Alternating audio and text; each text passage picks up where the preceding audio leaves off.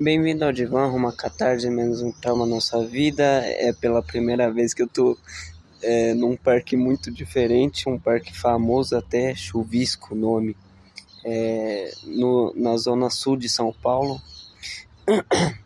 E eu tô aqui porque eu tô um tempo na minha mãe, eu tava muito estressado, eu tava tremendo muito, minha cabeça tava tremendo também, meus braços e minhas pernas. Aí eu vim pra cá relaxar. E o que aconteceu esses dias? Uma puta do caralho ligou da clínica que eu fiz a ressonância magnética com contraste, falar que eu fiz a porra de um exame que eu não tinha feito. Aí ela veio inventar alguma coisa.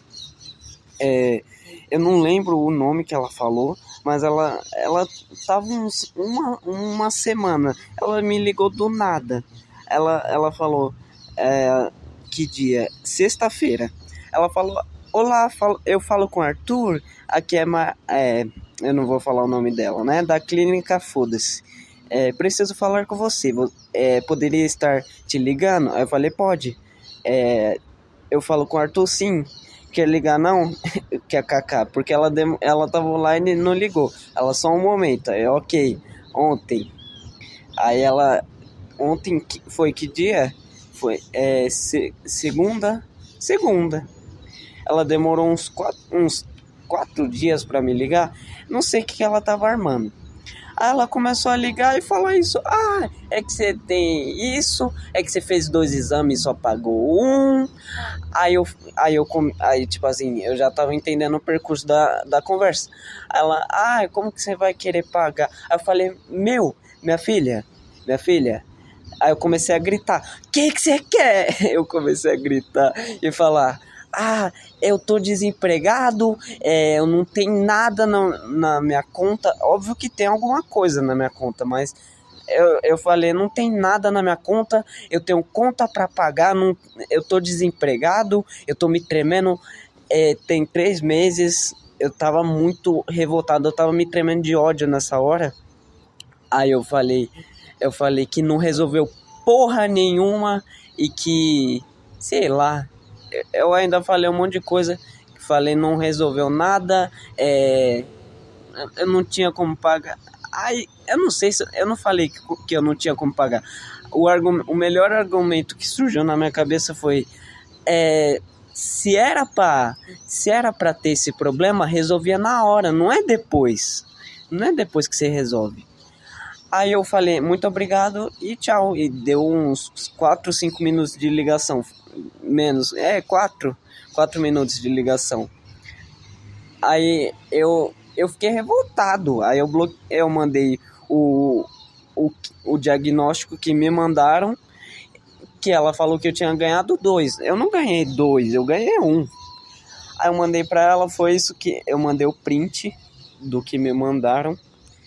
E eu falei, foi isso. Aí depois ela visualizou, eu apaguei o negócio. Eu falei, vai que é uma louca que usa minhas informações, não sei. Aí, ficou por isso mesmo. Qualquer coisa, aciona os advogados, sei lá. Eu compro um pouco de cianeto e tomo. Eu compro um chumbinho e tomo, foda-se. Eu compro uma caixa de Rivotril e tomo tudo, sei lá, que se foda. Eu corto meus pulsos e já era, foda-se. Ai. E esses dias eu também discuti com meu tio. Eu fui na casa da minha avó, aí a gente começou a discutir. Ele é muito de política, coisa da direita. Peraí. Oxi, caralho, muita coisa. Ele é aquele típico patriota bolsonarista. E tipo assim, eu acho a maior imbecilidade esquerda e direita. São 2 imbecilidades, 2 formas de emburrecimento, degeneração socioneuronal, sei lá. Puta que pariu. Porque de um lado tem uns filhos da puta, sei lá o que, relativismo e a puta que eu pariu. Aí do outro tem uns cara que Eu tenho que defender com a minha vida o meu país, eu tenho que ser militar. Porra, vai tomar no cu, cara. Que isso? A sua vida vale essa merda? É só porque você tá constituído no contexto sociocultural que você vai dar a porra da sua vida pra um velho que nem sabe, nem... Caralho, meu, é muita imbecilidade. Aí tem a porra do educando com o cu, aí tem Meu, se você quer educar, não, você não precisa sexualizar, não precisa sensualizar. Isso não é ser conservador, isso é ser só normal. Não precisa essa porra. Tá, voltando. Aí ele começou a discutir que tal, sei lá o que. O foda dessas pessoas arrogantes, tipo assim, as pessoas que conquistou ou não conquistou algo, é a mesma merda. A arrogância é a mesma de alguém que conquistou muita coisa e de alguém que não conquistou nada. Então foda-se, se a soberba é a mesma. Pau no seu cu. Aí, o que aconteceu? Ele ficou falando de algo que eu sei. Tipo, as pautas políticas influenciam a pauta científica, o que eles vão estudar, o que não vão estudar, é o que gera dinheiro. Tá, eu sei disso, você tá falando uma obviedade, cara. Não é a coisa mais genial do mundo. Não é tipo assim, porra, você descobriu a relatividade geral. Caralho, que gênio. Aí ele começou a falar que, sei lá, o que verdade é o que. Na minha época era camada de ozônio. Aí depois sei lá o que. Aí aqueles argumentos pró-conspiração, o lavista e os caralho, coisa normal de direitista. Aí ele começou a falar que a verdade é isso, a verdade é aquilo. Eu falei, porra, meu, você só precisa entender o básico de filosofia, você só precisa entender o básico de epistemologia. Mesmo que, porra, o vermelho que tá dentro do seu cérebro, que o seu cérebro interpretou e que o meu cérebro interpretou é diferente, tem uma variação mesmo que minúscula, é a porra da essência parecida. É por isso que a gente pode ter uma interlocução. Uma locução entre dois seres. É por isso que a gente consegue trocar valores, dinheiro, a gente consegue entender conceitos matemáticos, a gente consegue entender conceitos geométricos. É porque no seu cérebro, independente dele ser um burro pra caralho ou dele ser muito inteligente, a geometria que o seu cérebro vai ver e que o meu cérebro vai ver é a mesma. O 2 mais 2 2 mais 2 é 4. Aqui na China, há 100 mil anos atrás, há 100 mil anos na frente, não importa, a verdade é verdade. Então, para se estabelecer a verdade, você tem que entender que independente de seres particulares vendo tem um universal nos particulares, tem a característica verdade, é uma atribuição, não é uma... de certa forma é uma atribuição que a gente consegue saber. Tipo assim, a gente inventa as nossas próprias verdades, que são temporárias. E em toda mentira, a verdade é única. Ela é espacial e temporal. Ela é a verdade. Ela não muda na essência dela.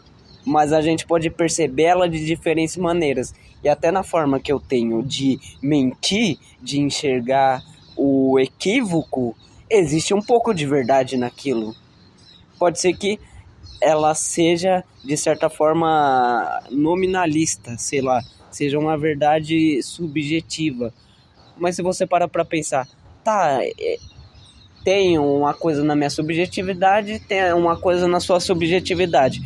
Se a gente consegue estabelecer um parâmetro igual, significa, se a gente consegue estabelecer um axioma que as duas mentes compreendam mutuamente, isso significa que existe uma verdade independente, objetiva, fora do que transcende nós seres humanos. E se existe uma característica que se mantém em vários pássaros, isso significa que tem um universal em vários particulares.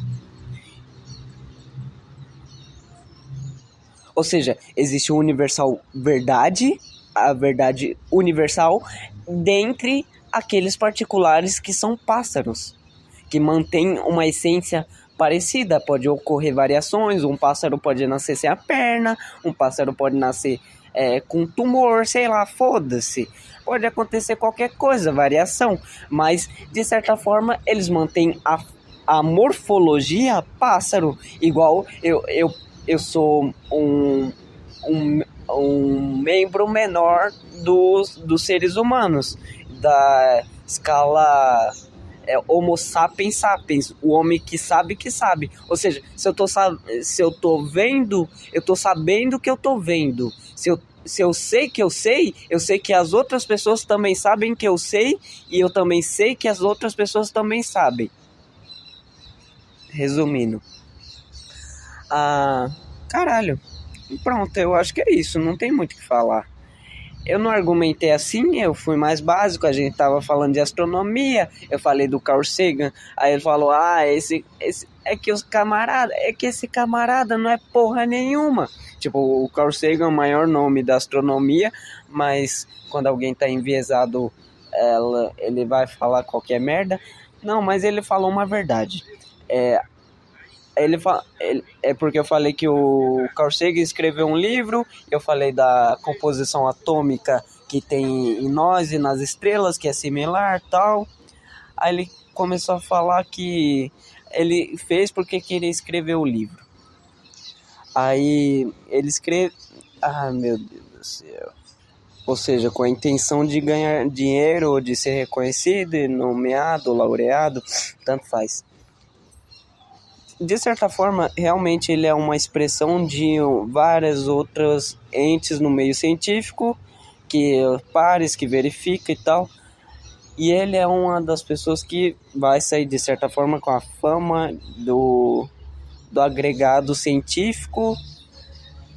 Mas, de certa forma, ele que estabeleceu a ideia das Voyages, né? Ele convenceu a NASA a jogar Voyager 1 e 2, se eu não me estou enganado. Tipo assim, essas porra de... Ele gostava muito de ver... Como é que é? Aqueles Disney... Não é...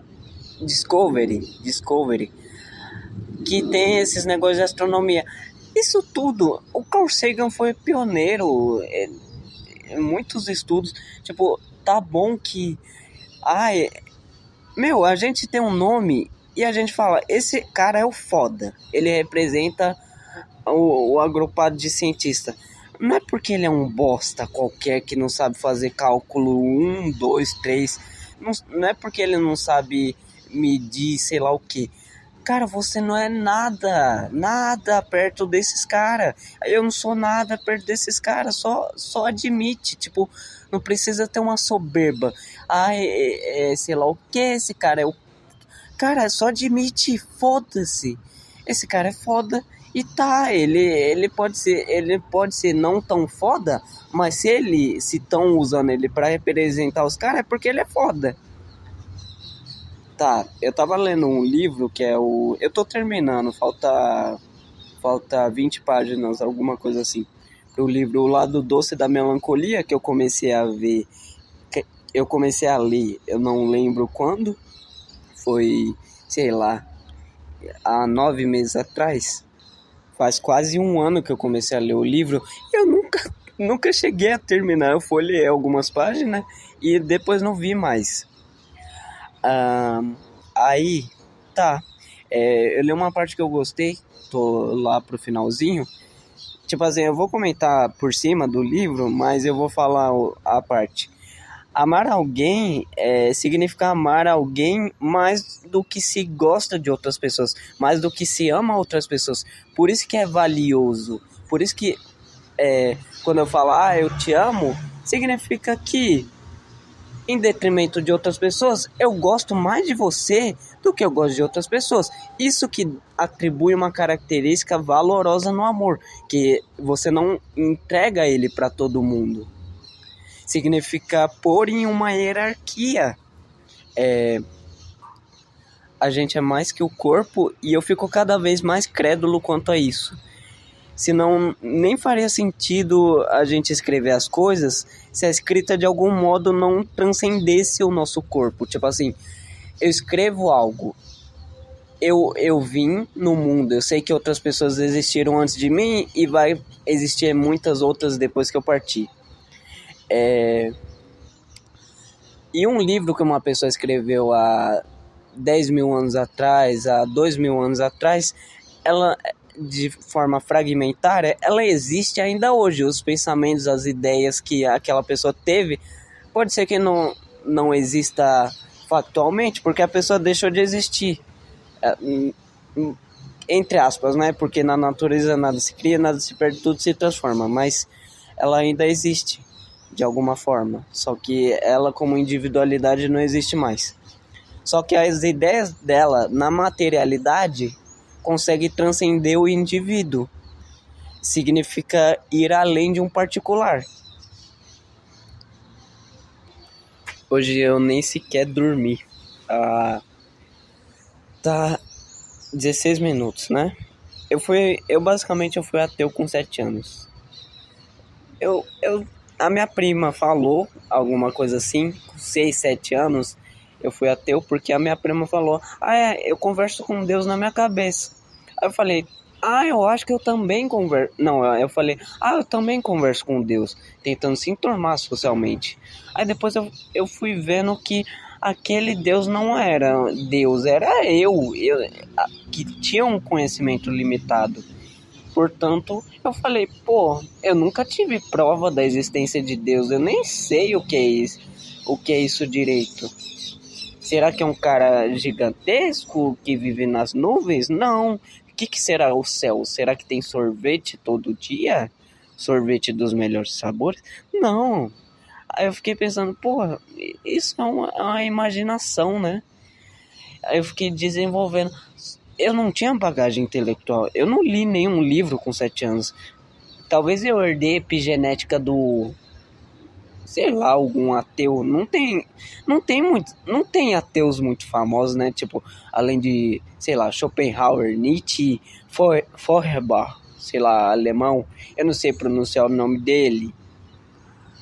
Geralmente começou com os alemão, assim, de falar, é o Marx também.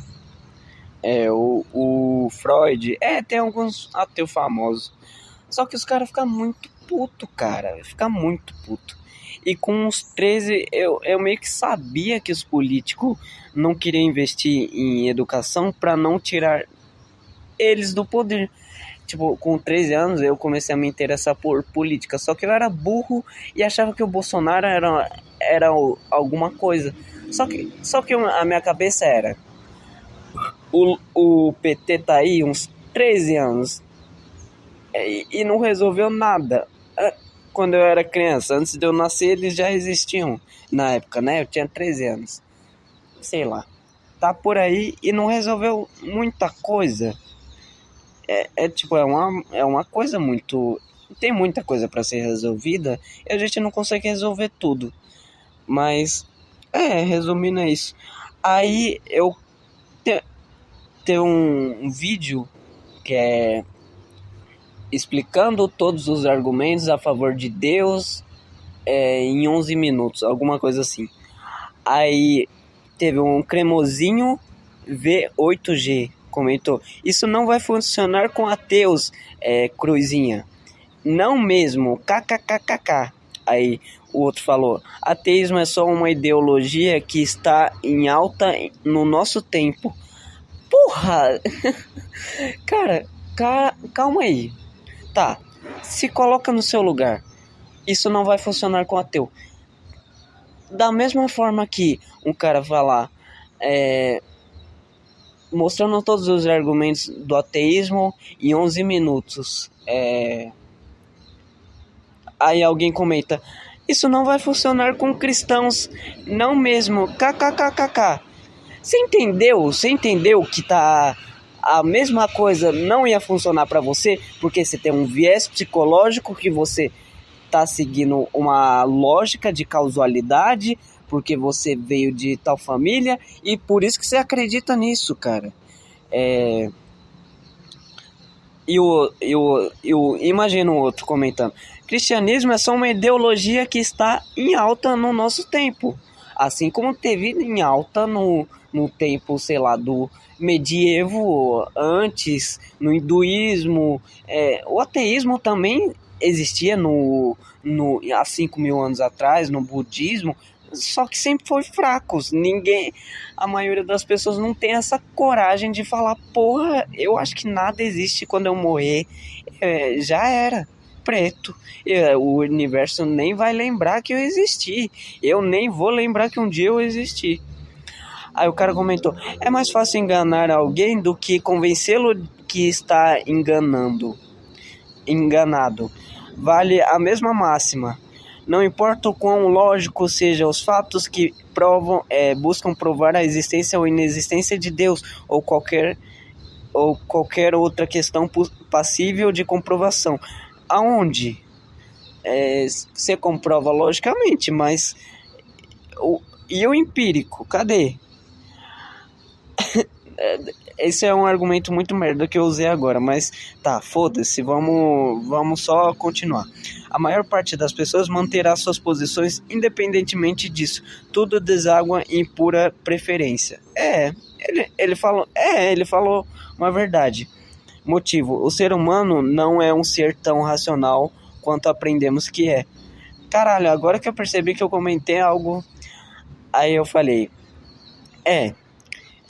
o foda é que isso que regride ao infinito. Porque você vai ficar argumentando, tal, não vai ter fim. E aí eu falei, cara, somos socialmente e evolutivamente criados para acreditar em Deus. Dan Hammer sugeriu que o gene VMAT2 pode estar associado à predisposição genética e à espiritualidade. A neurociência mostra que o lobo parietal e temporal está intimamente associado com experiências religiosas e de meditação, e o sistema límbico e a amígdala se ativam quando estamos com medo, ou seja, a gente fica mais primitivo. Isso gravitaciona o nosso cérebro a pensar que existe um ser que nos protege.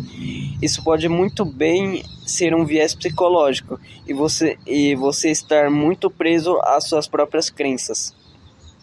Eu falei, pedi para o ChatGPT-4 me dar respostas com base num vídeo do Apologeta sobre Deus. Ele lançou recentemente. Crie um argumento melhor que esses, propôs. Eu falei, refute esses argumentos. Eu falei, e agora? Sem ambiguidades, existe ou não existe Deus? Aí ele ficou sem resposta, tipo, depende, varia da pessoa para pessoa. Ou seja, a coisa mais inteligente no sentido de buscar mais fontes sem um viés parcial, entre aspas, disse que não tem um decreto para essa discussão. Então, por que você precisa assumir um lado, cara?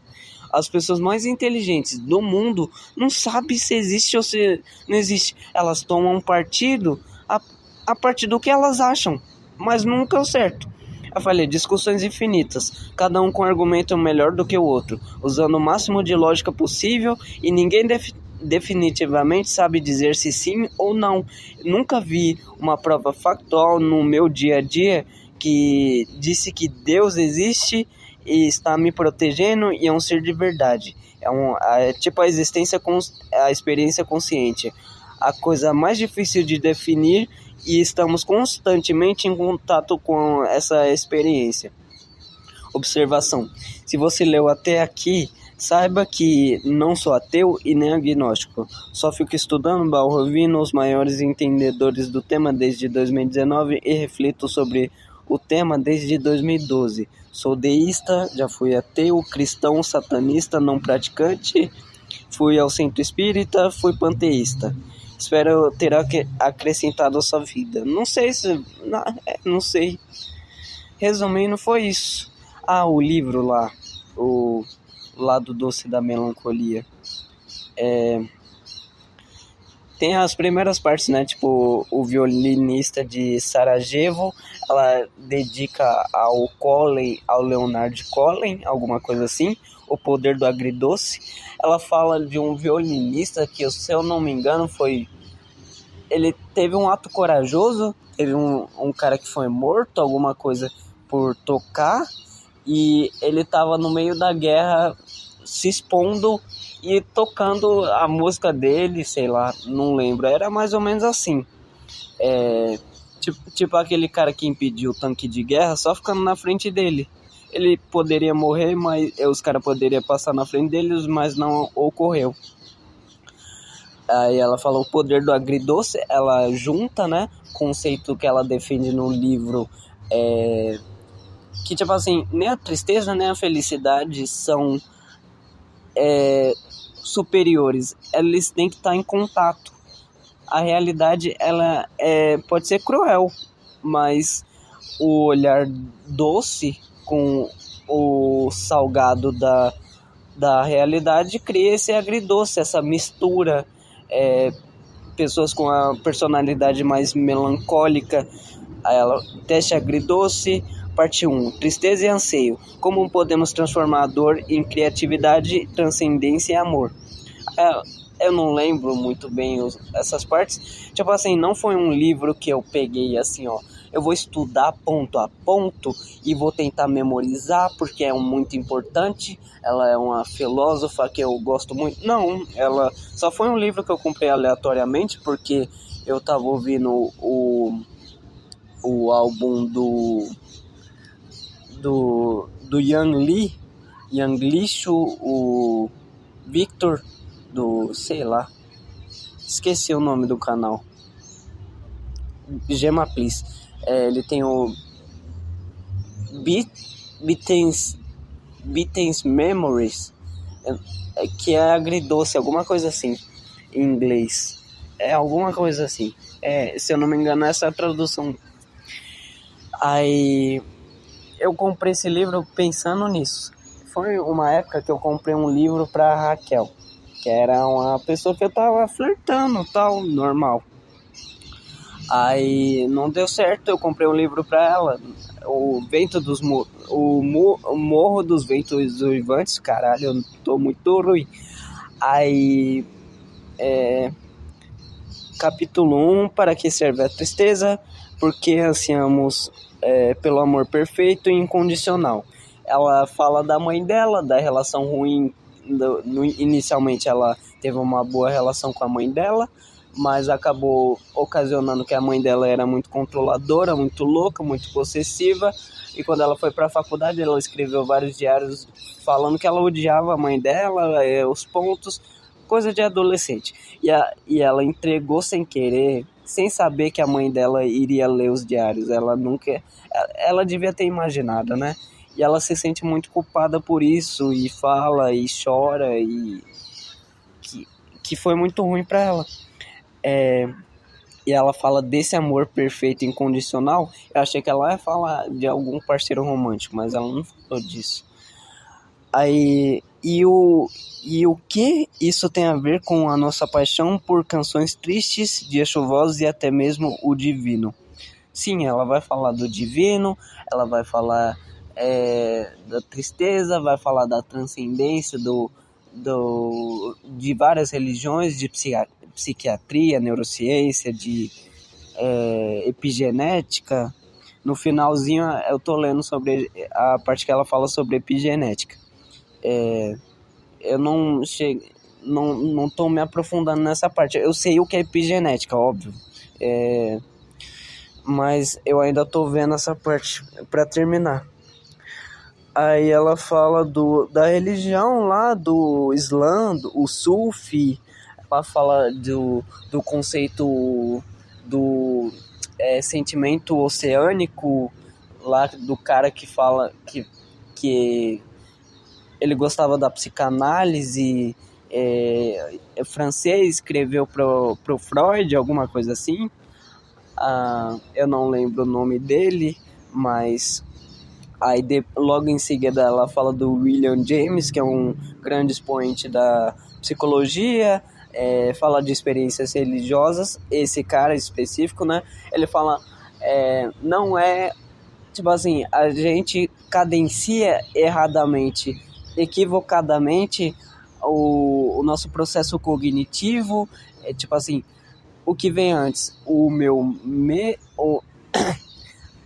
tipo assim, se eu vejo um urso, o que acontece? Eu primeiro me tremo e, portanto, eu sinto medo, ou eu me sinto medo e, portanto, eu tremo e tento fugir. Primeiro, ele coloca como o contrário. Primeiro, eu começo a me tremer, meu corpo começa a se tremer, eu começo a estar autoconsciente dos meus processos corporais e aí eu começo a ter medo. Só que, tipo assim, aquela questão, meus neurotransmissores que mandam sinal para o meu corpo baseado em uma emoção, ou a emoção é criada no momento que os meus neurotransmissores criou, eles surgiram e aí surgiu a emoção. Não a emoção veio antes e surgiu os neurotransmissores. De certa forma, o que o pessoal analisa hoje em dia parece que é uma forma bidirecionada, tanto um quanto o outro. Não tem não parece que tem um que causa o outro. Parece que é um causamento mútuo. Será que a criatividade está ligada à tristeza, ao anseio e à transcendência? Aí ela argumenta várias coisas. Ela também argumenta o contrário, né? Tipo, não necessariamente a tristeza clínica gera criatividade. Uma pessoa em depressão clínica, ela não vai gerar nada de produtivo, porque ela vai estar cercada num quarto, sem querer comer, sem querer fazer nada. Então é uma tristeza meio melancólica, sem sei lá. Como lidar com o amor perdido. Ela, se eu não me engano, essa parte que ela fala da mãe dela também.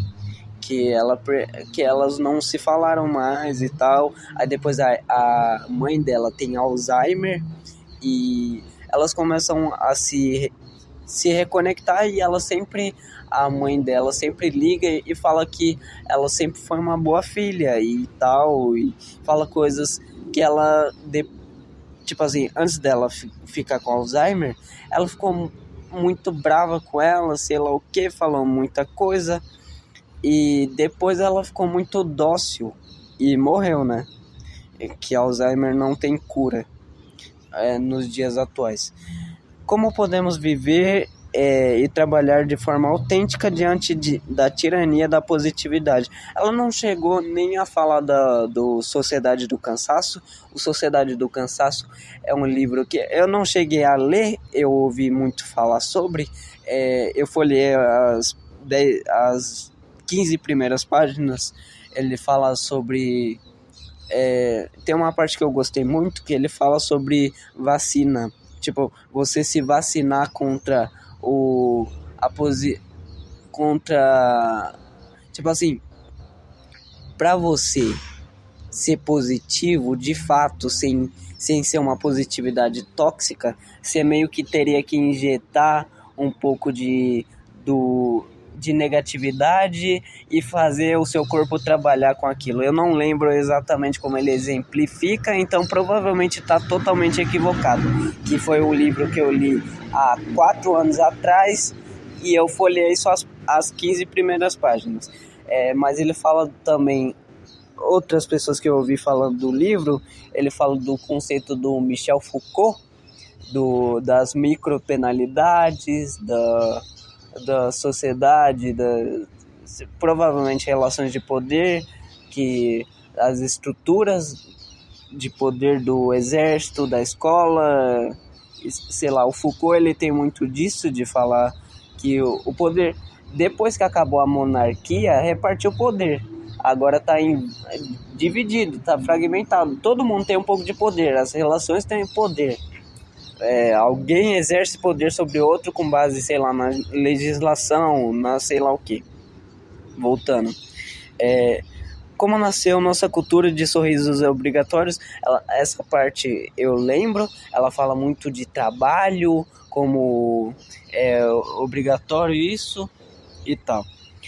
Como transcender a positividade obrigatória no ambiente de trabalho e ir além. Sim, ela fala disso, do ambiente de trabalho e tal. Eu não lembro muito dessa parte, eu lembro muito pouco. Aí, agora tem uma parte que eu li recentemente, né? Que é mortalidade, impermanência e luto. Ela fala muito disso e é muito legal. Ela usa um poema de um budista chamado Issa, Issa que ele teve 2 filhos que morreram de aborto espontâneo, mas depois teve uma filha que morreu com alguma doença específica, sei lá, uma doença de pele, não lembro qual que é a doença que morreu. Mas ele ficou em luto e, tipo, é contraditório, né? Você ser um budista e ser apegado a sua filha, sei lá. É o contrário do que os budistas fazem. Só que ele escreveu um poema, tipo assim, eu não lembro exatamente, é um haikai. Esse mundo de orvalho é só um mundo de orvalho. Mas mesmo assim, esse mundo de orvalho é só um mundo de orvalho, mas mesmo assim. Esse mesmo assim ela usa repetidas vezes depois para mostrar o negócio da gente não aceitar essa impermanência, a gente não aceita. Aí ela fala do conceito, tipo assim, teve um professor específico que ele ama muito as crianças que ele cuida, tipo, crianças que voltam de guerra e tal, crianças órfãos. E ele entendeu que ela fala que tem que expandir o seu apego para você desapegar. Tipo, você tem que amar o seu filho não por ele ser uma parte de você, você tem que amar o seu filho por ele ser o que é e ser um ser humano. E você fica pensando, né? Tem muita gente que fala, eu vi uma frase no Instagram, do Dostoiévski, falando que se Deus criou nós a imagem e semelhança,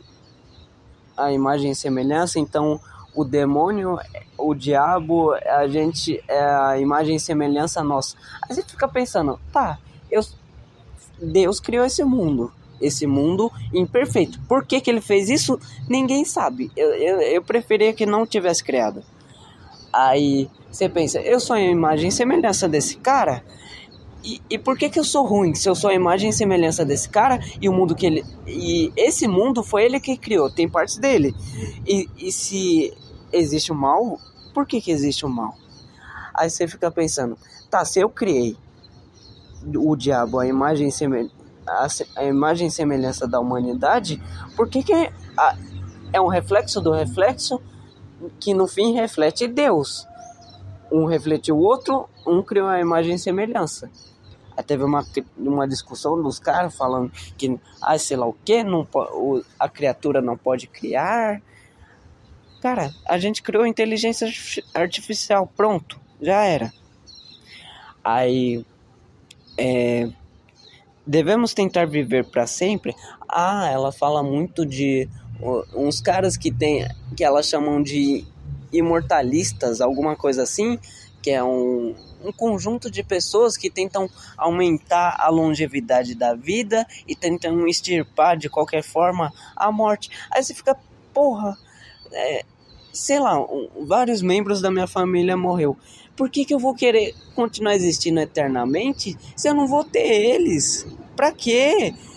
Prolongamento da vida vem com sequelas, vem com... É como se você se tornasse débil, é como se você prolongasse a sua debilidade e é como se você tentasse nascer de cesárea. Você vai nascer com o sistema imunológico falho, assim como eu. Eu tendo a concordar com aquela teoria dos genes do mais forte. Só que ela é muito filha da puta, né? Tipo, não é porque a gente tá enfraquecendo a nossa raça, ou a raça humana. Mas e daí? Todo mundo é meio merda. Deixa aí o pessoal existir, foda-se. Aí tem um momento que ela fala do avô dela, ela fala muito bem do avô dela, ela ama o avô dela, que é um rabino e tal, ensinava muitas coisas pra ela, e ele ouviu uma palestra, não sei se era uma palestra, que o cara falou, meu, ele previu a Segunda Guerra, ele falou, meu, a Rússia é o maior país, a Alemanha vai, uma hora ou outra, ela vai tentar dominar tudo, e vão brigar. E aconteceu foi isso. Aí agora é a parte que eu tô lendo, que é: herdamos a dor dos nossos pais e ancestrais, e será que podemos transformá-la geração depois? Então, a gente vai... É cumulativo, né? Acumulativo. Se a gente já herdou as coisas ruins, meio que a gente não vai conseguir agora retornar. É a lei da entropia. Deu merda, é difícil retornar. O cubo de gelo é um exemplo ruim de falar. Tipo assim, o cubo de gelo ele pode derreter, mas se você coloca numa forma de gelo, ele volta a voltar ao que era. Não ao que era. Ele vira água, mas depois ele retrocede. Tipo assim, nunca vai ser o estado original. Então o melhor exemplo é quebrar o ovo. O ovo você quebra, ele não retorna ao estado normal. A seta do universo é o tempo. Ele vai seguindo. A gente não sabe se vai seguindo para frente. Ele segue por todos os lados. Ele segue conforme o espaço-tempo, o espaço expande, provavelmente. Aí é isso. Não sei o que tem para falar mais. Deu 42 minutos. Nossa senhora, eu gosto de falar, hein? Deus do céu.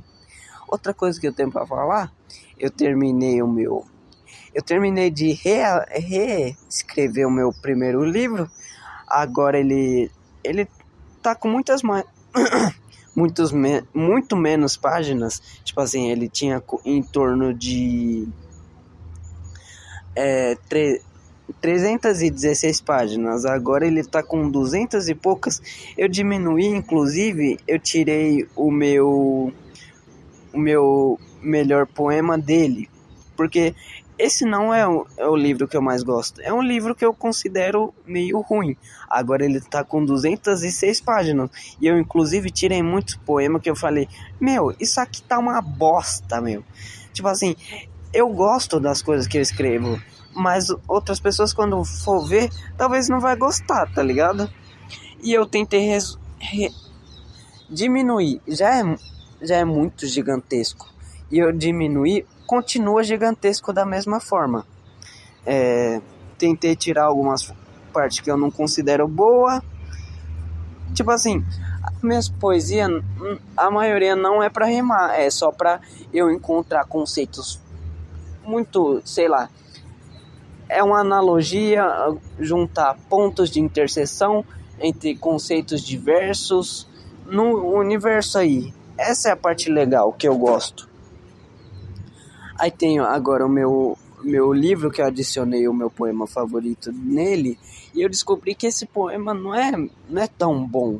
Tipo assim, eu ainda adoro ele, eu ainda acho o meu poema favorito de todos os poetas que eu já li. E eu já li muito poesia. Já li um livro de 300 páginas do Carlos Drummond de Andrade, não lembro se é 300 ou 200.